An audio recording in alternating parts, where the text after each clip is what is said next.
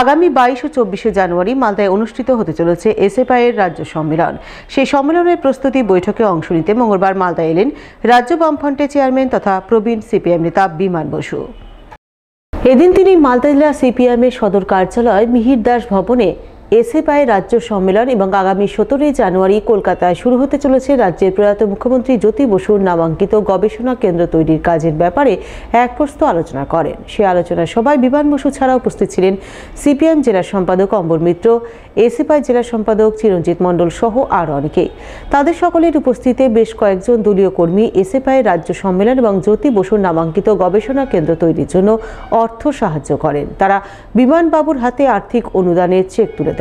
এরপর সংবাদ মাধ্যমের মুখোমুখি হয়ে সাংবাদিকদের বিভিন্ন প্রশ্নের উত্তর দিতে গিয়ে বামফ্রন্ট চেয়ারম্যান বলেন, সংগঠনের কাজে যুক্ত থেকে নিবিড়ভাবে কাজকর্ম পরিচালনা করার মধ্য দিয়ে আরও বেশি যুবক যুবতীদের সংগঠনের মধ্যে নিয়ে আসার সাফল্য অর্জন করতে পারলেই সফল।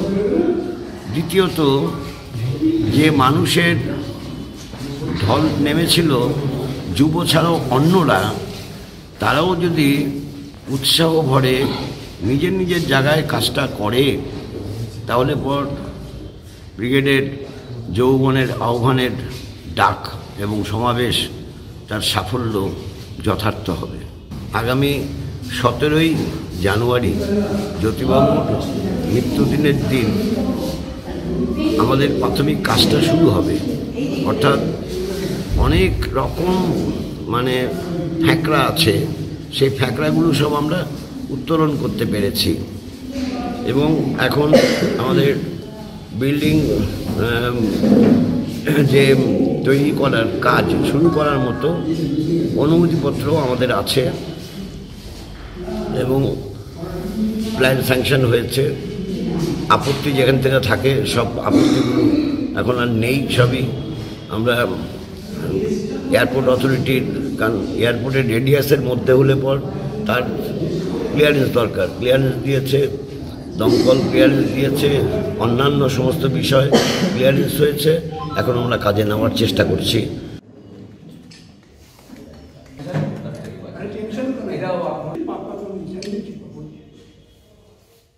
মালদা জেলা 35তম বইমেলা কমিটি নিয়ে বিস্ফোরক তৃণমূল নেতা বাবলা সরকার।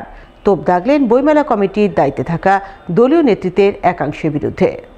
উল্লেখ্য, সোমবার এক বর্ণাঢ্য পদযাত্রার মাধ্যমে মালদা কলেজ মাঠে মালদা জেলা 35তম বইমেলা শুরু হয়। যদিও বইমেলার উদ্বোধনে ডাক পাননি বিরোধী দলের কোনো নির্বাচিত জনপ্রতিনিধি, যা নিয়ে বিভিন্ন মহলে সমালোচনার ঝড় ওঠে।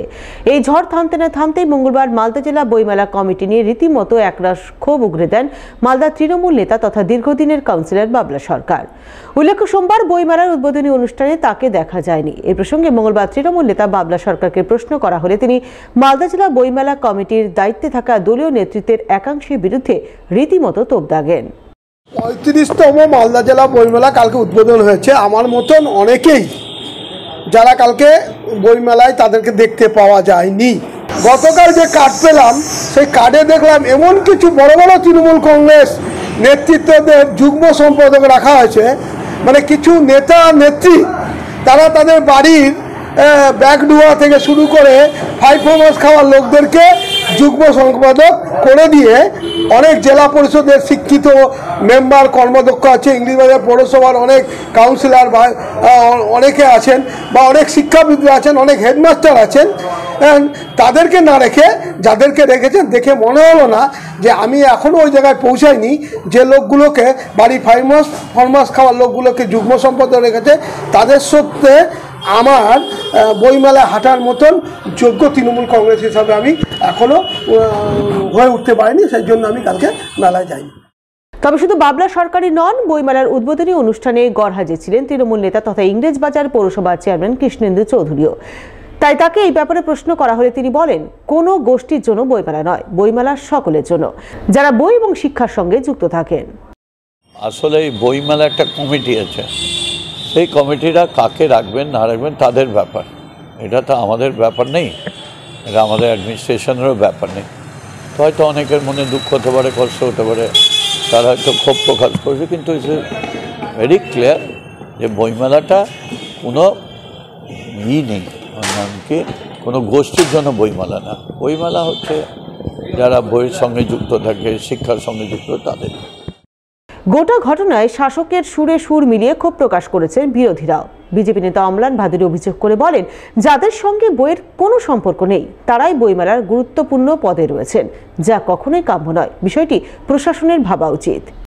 আমার যেটা মনে হচ্ছে, বইমেলাটা মালদার মানুষের আবেগ, সেই আবেগটাকে তো আঘাত করা হচ্ছেই। সেই সঙ্গে সঙ্গে যারা বইমেলার সঙ্গে দীর্ঘদিন ধরে জড়িত, যারা পড়াশোনার সঙ্গে যুক্ত, বইয়ের সঙ্গে যুক্ত, তাদেরকেও ডাকা হচ্ছে না। আমার তো এখন মনে হচ্ছে যে বইমেলাটাকে নিয়ে হয়তো একটা বিজনেস কিছু আরম্ভ হয়েছে।